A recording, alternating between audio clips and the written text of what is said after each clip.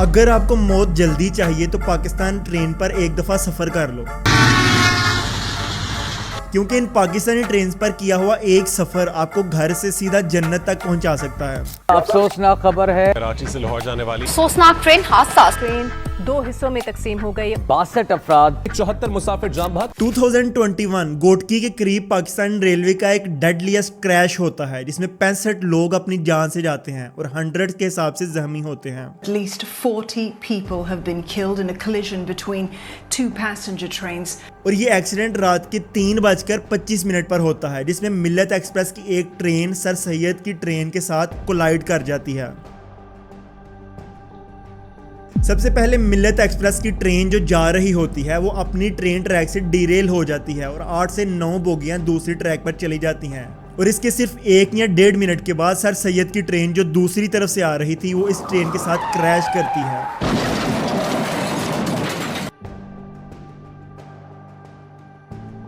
Actually मिल्लत express Karachi से निकलकर पंजाब की तरफ जा रही थी और sir Syed express opposite direction में पंजाब से कराची की तरफ आ रही थी। जब मिल्लत एक्सप्रेस की ट्रेन जो अपनी ट्रेन ट्रैक से डीरेल होती है तो सामने से सर सैयद ट्रेन आ रही थी, उसके पास इतना टाइम ही नहीं था कि वो ब्रेक लगा सकें और इवेंचुअली ये दोनों ट्रेन क्रैश कर जाती हैं। और उस वक्त के प्राइम मिनिस्टर इमरान खान इस क्रैश का नोटिस लेते हैं और एक हाई इंक्वायरी कमीशन बिठाते हैं। और इन्वेस्टिगेशन के बाद पता चला कि एक वेल्डिंग जॉइंट का प्रॉब्लम था और वो सीधा और पुराने ट्रैक्स होने की वजह से ये एक्सीडेंट हुआ।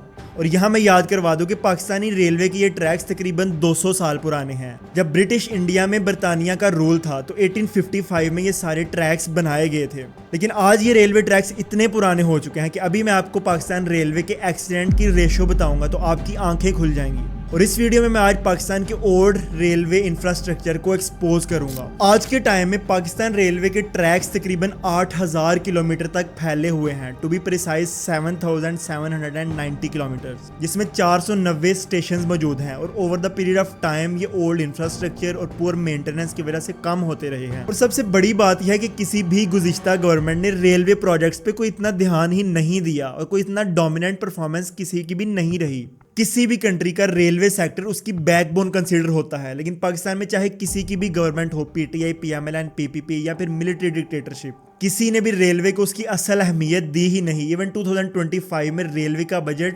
22 बिलियन रुपीस है, जबकि इसके अल्टरनेटिव ट्रांसपोर्ट और इंफ्रास्ट्रक्चर का बजट 328 बिलियन रुपीस है। पाकिस्तान का रेलवे नेटवर्क रीजन में बहुत बड़ा नहीं है, जैसे इंडिया का रेलवे नेटवर्क तकरीबन 8000 किलोमीटर पर मुश्तमिल है और चाइना में 1,62,000 किलोमीटर पर रेलवे नेटवर्क मौजूद है। लेकिन उनको तो छोड़ो, हमारे पास अपने छोटे से नेटवर्क के लिए भी फंड्स ही नहीं है। और इन्हीं सारी निगलिजेंस की वजह से आज पाकिस्तान रेलवे डिजास्टर सिचुएशन तक पहुंच चुकी है। इवन इस वीडियो की रिसर्च के लिए जब मैंने कुछ यूट्यूब वीडियोस देखना चाही तो मुझे किसी भी क्रिएटर की रेलवे पर वीडियो ही नहीं मिली। और पाकिस्तान रेलवे में आज एक्सीडेंट्स की तादाद एक्सट्रीम लिमिट तक पहुंच चुकी है। 2012 से लेकर 2017 तक पाकिस्तान में 757 रेलवे एक्सीडेंट हुए, जिनमें से 2015 सबसे डेडलीस्ट ईयर था, जिसमें एक साल में 175 रेलवे एक्सीडेंट्स हुए और इसका per year ratio 117 accidents in a year बनता है। और इसके बाद भी हालात कुछ बेहतर नहीं हुए। 2019 से लेकर 2027 तक 537 एक्सीडेंट हुए, जो annual ratio 107 accident in a year बनता है। और सिर्फ इन पिछली 2 दिहाइयों की हंड्रेड्स ऑफ रेलवे एक्सीडेंट की अगर आपको मैं इंडिविजुअल केस स्टोरी बताऊं तो ये वीडियो ही घंटों की बन जाएगी।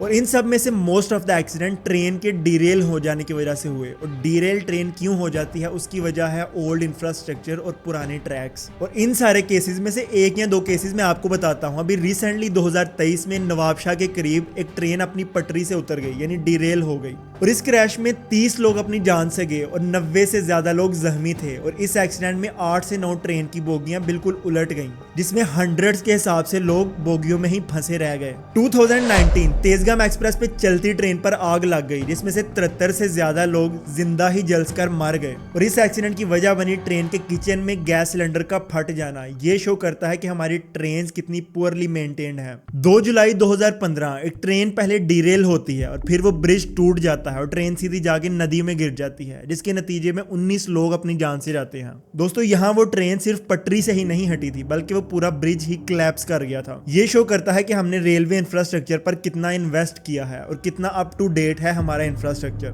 19 लोग एक जगह मारे गए, 25 लोग एक जगह मारे गए, 120 लोग वहां पे मारे गए और 70 लोग यहाँ पे मारे गए। अब ट्रेन के हादसों में लोगों का जाना एक आम सी बात बन गया है। अब यहाँ पे इन 200 साल पुराने ब्रिटिश इरा के ट्रैक से क्या भी एक्सपेक्ट करते हैं। और अगर यहाँ पे आप ये सोच रहे हैं कि ट्रेन सिर्फ पटरी से हटने की वजह से ही क्रैश होती है, तो ये बात नहीं है। ट्रेन हादसों में इसके अलावा भी और बहुत सारे रीजंस हैं। फॉर एग्जांपल रेलवे क्रॉसिंग्स पर भी ट्रेन के हादसे हो जाना एक मामूली सी बात है। जहां रोड्स और ट्रेन की पटरी एक जगह होते हैं तो वहां अक्सर ट्रेन के हादसे फाटक खुले रहने की वजह से हो जाते हैं, क्योंकि हर रेलवे क्रॉसिंग पर सिर्फ एक मर्द को मैनुअली इंस्ट्रक्ट किया जाता है कि उसको उस ट्रैक को संभालना है, और उसकी छोटी सी भी गलती या वक्त पर रेलवे क्रॉसिंग को बंद ना करना बहुत सारे लोगों की जान ले जाती है। आप इस वीडियो को देखें जिसमें पत्तोकी में कार सीधी ट्रेन से जाके क्रैश कर जाती है, जिसके नतीजे में 4 लोग कार में बैठे हुए चारों मारे जाते हैं। और ये क्रैश इसलिए हुआ क्योंकि वो फाटक उस टाइम खुला रह गया था और एक छोटे से ह्यूमन एरर की वजह से 4 लोगों की जिंदगियां गई। फरवरी 2020 एक पैसेंजर से भरी हुई बस सीधी ट्रेन से क्रैश कर जाती है और फाटक खुला रह जाने की वजह से 19 लोग इस बस में मारे जाते हैं। लेकिन गैस व्हाट, इतने सारे एक्सीडेंट होने के बावजूद भी इन सारे रेलवे क्रॉसिंग्स और रेलवे ट्रैक्स को अपग्रेड करने के लिए गवर्नमेंट का कोई भी मेगा प्रोजेक्ट नजर नहीं आता। और इसकी भी एक बड़ी वजह यह है कि इन ट्रैक्स को अपग्रेड करने के लिए हमारी गवर्नमेंट के पास पैसे ही नहीं है, और इस पूरे रेलवे नेटवर्क से जितना भी रेवेन्यू जनरेट होता है वो इन्हीं के एक्सपेंसेस में निकल जाता है। 2024 में पाकिस्तान रेलवे ने रिकॉर्ड रेवेन्यू 88 से 52 बिलियन रुपीस कमाए, और ये गुज़िश्ता सालों से बहुत बड़ी एक रेवेन्यू इंप्रूवमेंट थी, जिसमें 43 बिलियन पैसेंजर सर्विसेज से और 28 बिलियन माल गाड़ी से कमाया गया, और इसके बाकी के पैसे अदर सर्विसेज से बनाए गए। तो आखिर ये सारा पैसा फिर गया कहां पे और रेलवे पे लगा क्यों नहीं? देखिए, पाकिस्तान रेलवे जितना भी रेवेन्यू जनरेट करता है उसका 80 to 90% रेलवे एम्प्लॉयज की सैलरीज और पेंशन पर चला जाता है, और इंफ्रास्ट्रक्चर को अपग्रेडेशन करने के लिए कोई भी पैसा हाथ नहीं आता, यह बहुत छोटी सी अमाउंट आती है।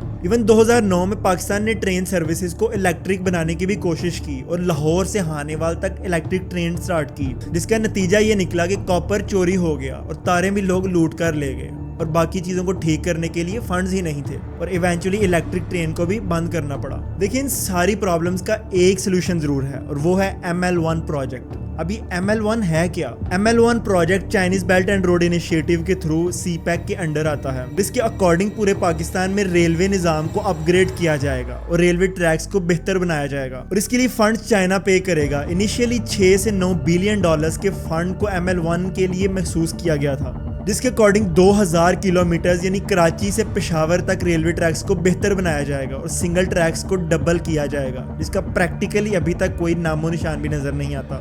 और पिछली 1 दिहाई से हम ML1 प्रोजेक्ट का सुन रहे हैं न्यूज़ में, डिजिटल मीडिया में, सोशल मीडिया पे, लेकिन अभी तक प्रैक्टिकल इम्प्लीमेंटेशन इसकी नहीं हुई। हर 2 से 4 साल के बाद एक न्यूज़ आती है कि इन पेपर्स पर साइन हो चुके हैं, अब ये प्रोजेक्ट बहुत तेज़ी से शुरू होगा और एंड करेगा, लेकिन इसकी ग्राउंड रियलिटी इसके बिल्कुल बरअक्स है। इनिशियली कराची से इस प्रोजेक्ट को स्टार्ट करना था, लेकिन फिलहाल ML1 की भी एक लंबी खामोशी नजर आती है। अगर ML1 प्रोजेक्ट कंप्लीट हो जाता है तो ये पाकिस्तान रेलवे के लिए एक रिवॉल्यूशनरी चेंज होगा। अब रिसेंटली एक इंटरव्यू में पाकिस्तान रेलवे मिनिस्टर से ML1 प्रोजेक्ट के बारे में सवाल किया गया, तो जवाब उन्होंने क्या दिया? ML1 का नाम सुनते हुए मुझे 25 साल हो गए हैं, लेकिन ML1 का एक सिंगल एग्रीमेंट भी मौजूद नहीं है।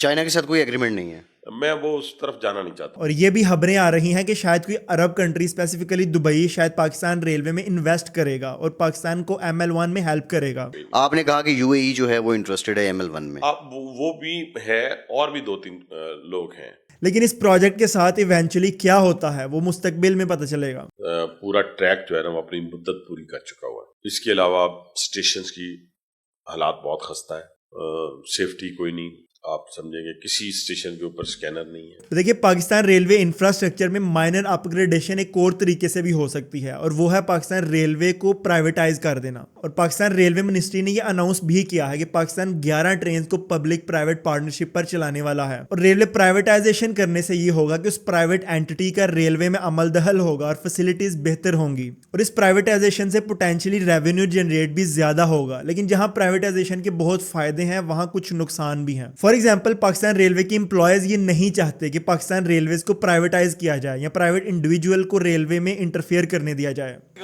बहुत बुरा सलूक कर रही है, हमारे चूल्हे ठंडे हो रहे हैं, हम दिन रात मेहनत करते हैं, गैंगमैन है, पॉइंट्समैन है, गार्ड ड्राइवर वगैरह सारे, हमारा ये मुतालबा है कि ये निजकारी जो कर रहे हैं ये नामंजूर है और हमारी तनख्वाहों में जो ग्रेजुएट खत्म करें हम मंजूर नहीं करेंगे किसी सूरत में। और अगर पाकिस्तान मिनिस्ट्री कुछ ट्रेन्स को आउटसोर्स करने में कामयाब हो जाती है तो फिर फेयर भी इंक्रीज होंगे, यानी किराया भी बढ़ाया जाएगा, जिससे गरीब तबका जो स्टैंडर्ड और इकोनॉमी क्लास में ट्रैवल करता है उसके लिए वो अफोर्ड करना बहुत मुश्किल हो जाएगा, क्योंकि इन सारी ट्रेन्स का अल्टरनेटिव बसेज हैं और बस ट्रांसपोर्ट के फेयर्स बहुत ज्यादा होते हैं, जिससे बहुत सारे लोग ट्रेन्स को चूज करते हैं सफर करने के लिए। तो जहां रेलवे की प्राइवेटाइजेशन बहुत सारे शायद फायदे दे सके, वहां कुछ नुकसानात भी हैं जहां मिडिल क्लास तबका सफर करेगा। और आपके नजदीक पाकिस्तान रेलवेज के साथ क्या करना चाहिए और क्या ML1 प्रोजेक्ट कभी कंप्लीट हो पाएगा या नहीं, ये मुझे आप कमेंट सेक्शन में बताएं। मिलते हैं आपसे अगली वीडियो में। Till then take very good care of yourself. अल्लाह हाफिज।